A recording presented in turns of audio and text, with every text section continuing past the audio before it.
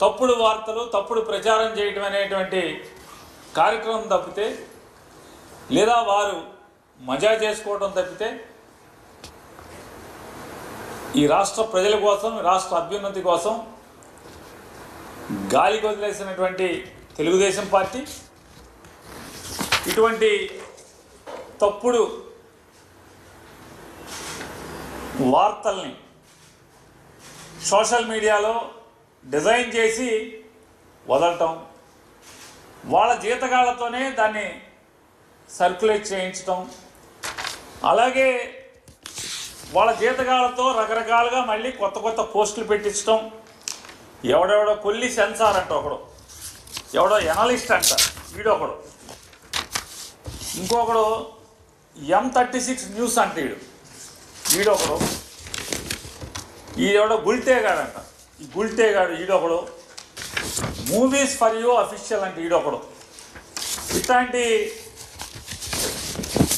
తప్పుడు వ్యక్తులతో తప్పుడు వార్తల్ని ప్రచారం చేయిస్తూ జగన్మోహన్ రెడ్డి గారి మీద విషం చిమ్మే కార్యక్రమం. ఏంటి అంటే జగన్మోహన్ రెడ్డి గారు ఆఫీసులో 5 ఏళ్లలో 3,62,56,700 రూపాయలు ఎగ్ బఫుల్ తినేశారు, ఎగ్ బఫుల్తో బిల్లు అని ఎక్కడ ఎవడో కింద ఏం పెట్టడం, ఈడెవడో కూడా కొన్ని పెట్టాలి కదా. జగన్మోహన్ రెడ్డి గారు 5 ఏళ్ళు సీఎంగా ఉన్నప్పుడు ముఖ్యమంత్రి కార్యాలయంలో ఏ డిపార్ట్మెంట్ వస్తుంది? జిఐడి డిపార్ట్మెంట్ వస్తుంది, అక్కడ ఉన్నటువంటి బాగోగులన్నీ కూడా. మరి వాళ్ళు జిఐడి చంద్రబాబు నాయుడు దగ్గర ఉంది కదా, కింద చంద్రబాబు నాయుడు పేరు రాసుకోవాలి, లేదా జిఐడి రాసుకోవాలి కదా. 3,62,00,000 రూపాయలతో అని ఈడెవడో పెడతాడు. వీళ్ళకి అంటే కింద తెలుగుదేశం పార్టీని దమ్ము లేదు, జిఐడి డిపార్ట్మెంట్ పేరు రాసుకునే దమ్ము కూడా వీళ్ళకి లేదు. ఈడెవడో పెడతాడు 18 లక్షల పఫ్ఫులు తిన్నారు, రోజుకి 933 పఫ్ఫులు తిన్నారు, టోటల్గా 5 ఏళ్లలో 18 లక్షల పఫ్ఫులు తిన్నారంట. నేను తెలుగుదేశం పార్టీని దాని జాతీయ అధ్యక్షుడు నారా చంద్రబాబు నాయుడు, ఎవరైతే జిఏడి శాఖకి మంత్రిగా ఉన్నటువంటి ఆ మంత్రిత్వ శాఖను చూస్తున్నటువంటి చంద్రబాబు నాయుడు గారిని ఛాలెంజ్ చేస్తున్నా. మీ జీతగాళ్లతో ఇట్లాంటి తప్పుడు ప్రచారాలు చేసే కంటే కూడా మిమ్మల్ని ఛాలెంజ్ చేస్తున్నా. ఆ శాఖ మంత్రి కూడా మీరే కాబట్టి, ఎస్ మీ దగ్గర ఇదే నిజమైతే రండి బయట పెట్టండి. మీ పొద్దుల మీ దగ్గర ఉంటాయి కదా. 3 కోట్ల రూపాయలతో పఫ్ఫులు తిన్నారని చెప్పని జగన్మోహన్ రెడ్డి గారి సీఎం పేషీలో 5 ఏళ్లలో 3 కోట్ల రూపాయలు పఫ్ఫులు తిన్నారని మీరు బయట పెట్టండి. ఎగ్ పఫ్ఫులు తిన్నారు.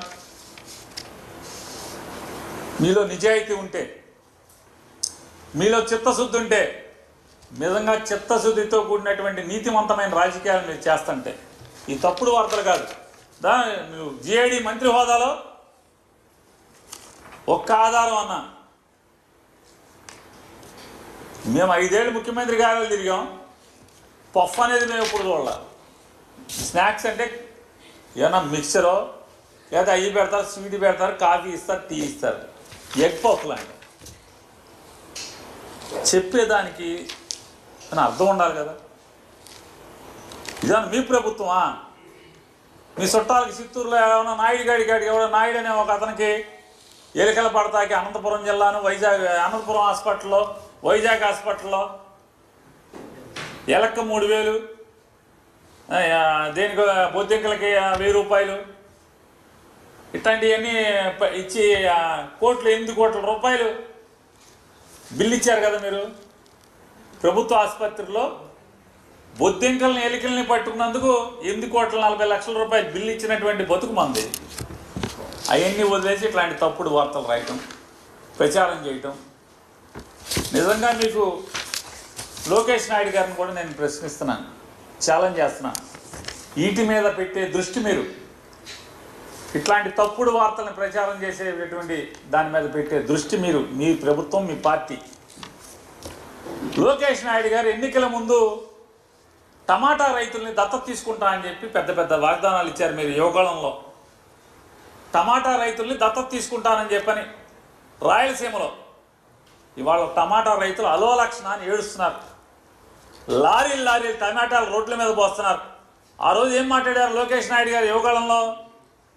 టమాటా రైతుల్ని దత్తత తీసుకుంటాను, మీరు ఎన్ని టమాటాలు పండించినా ప్రతి టమాటాకి గిట్టుబాటు ధర ఇచ్చి కొంటదే మన ప్రభుత్వం అన్నారు.